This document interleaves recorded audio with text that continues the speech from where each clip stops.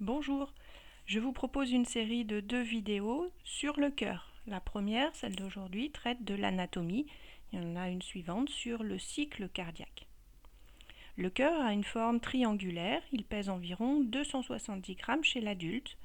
Il occupe une position oblique dans la cavité thoracique et sa pointe, qu'on appelle l'apex, se loge sous le poumon gauche qui du coup n'a que 2 lobes pour laisser la place au cœur alors que le poumon droit a 3 lobes. La paroi du cœur est formée de 3 couches. Le cœur est enveloppé dans un sac fibrocéreux à double paroi qu'on appelle le péricarde et qui constitue la première couche. L'épaisseur de la paroi du cœur est constituée du myocarde qui est un tissu musculaire strié. Accolé à la face interne du myocarde, l'endocarde tapisse les cavités cardiaques. D'un blanc brillant, il est au contact du sang qui circule à l'intérieur du cœur.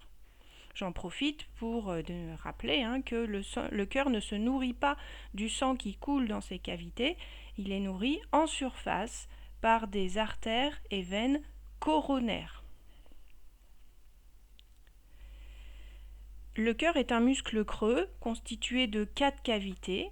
Les 2 cavités supérieures, rondes, plus petites, sont appelées des oreillettes. Oreillette droite, gauche. Oui, je rappelle que sur un schéma anatomique, la droite et la gauche sont inversées par rapport à ce qu'on voit.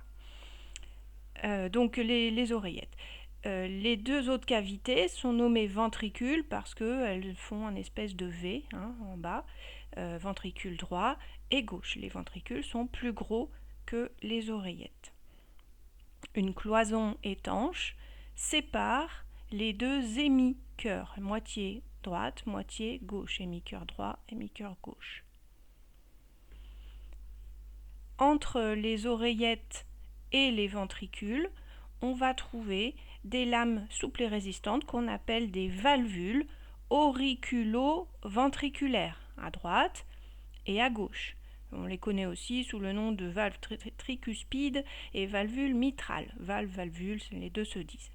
Et puis entre les ventricules et les artères, on va trouver des valvules ventriculo-artérielles, donc droite et gauche, qu'on appelle aussi sigmoïdes ou pulmonaires pour la droite et aortiques pour la gauche. Je vous conseille cette petite vidéo qui explique le fonctionnement des valvules. Donc les valvules sont en fait des lames souples, ce qui fonctionne un petit peu comme une bouche avec plusieurs lèvres. Lorsque les lèvres s'ouvrent, le sang passe. Lorsque les lèvres sont fermées, c'est étanche. Seules les valvules auriculo-ventriculaires ont ces cordages tendineux qui font comme un parachute finalement et qui empêchent les valvules auriculo-ventriculaires de s'arracher sous la pression du sang. Sur ce schéma, on les retrouve ici, cordages tendineux accrochés sur des muscles au fond du ventricule qu'on appelle des muscles papillaires ou piliers. La même chose de l'autre côté, les cordages tendineux accrochés aux muscles papillaires. La présence des valvules impose un sens de circulation du sang à l'intérieur des cavités du cœur. Le sang revient de l'ensemble de l'organisme par des veines caves supérieures, inférieures et arrive dans l'oreillette droite. C'est du sang pauvre en dioxygène, on dit non hématosé puisque les organes se sont servis, qui arrive donc dans l'oreillette droite.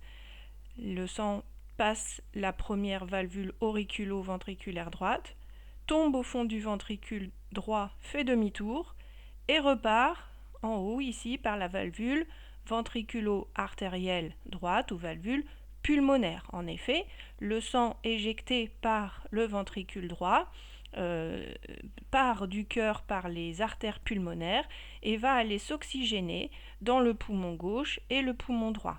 Il revient au cœur par 4 veines pulmonaires, gauche et droite. Et donc ces 4 veines là, on voit pas toujours bien les veines pulmonaires, mais il y en a bien 4. Ces veines pulmonaires ramènent le sang, cette fois-ci riche en oxygène, dans l'oreillette gauche. Le sang passe dans le ventricule gauche, fait demi-tour et repart par l'aorte pour être distribué à l'ensemble de l'organisme. Sur ce schéma, on retrouve les légendes des gros vaisseaux sanguins aux abords du cœur, donc la veine cave inférieure qui ramène l'ensemble du sang de tous les organes situés sous le cœur, donc il y en a beaucoup. La veine cave supérieure ramène le sang en provenance des organes situés au-dessus du cœur, donc notamment de la tête. Donc ça arrive ici, on a dit dans l'oreillette droite, ventricule droit, ça repart dans les artères pulmonaires, ça va s'oxygéner aux poumons, ça revient par les veines pulmonaires, droite et gauche, dans l'oreillette gauche, ça passe dans le ventricule gauche et ça repart ici dans la crosse aortique. Alors l'aorte fait un demi-tour qu'on appelle la crosse, comme un bâton de berger, ça fait une anse comme ça qu'on appelle la crosse aortique. On voit ici le départ des premières artères vers la tête et en fait l'aorte passe derrière, on la retrouve ici, et l'aorte descend tout droit dans la cavité thoracique et abdominale pour irriguer tous les organes. Voilà, c'est tout pour cette première partie. Je vous invite à suivre la vidéo suivante qui traitera donc du cycle cardiaque. Merci de votre attention.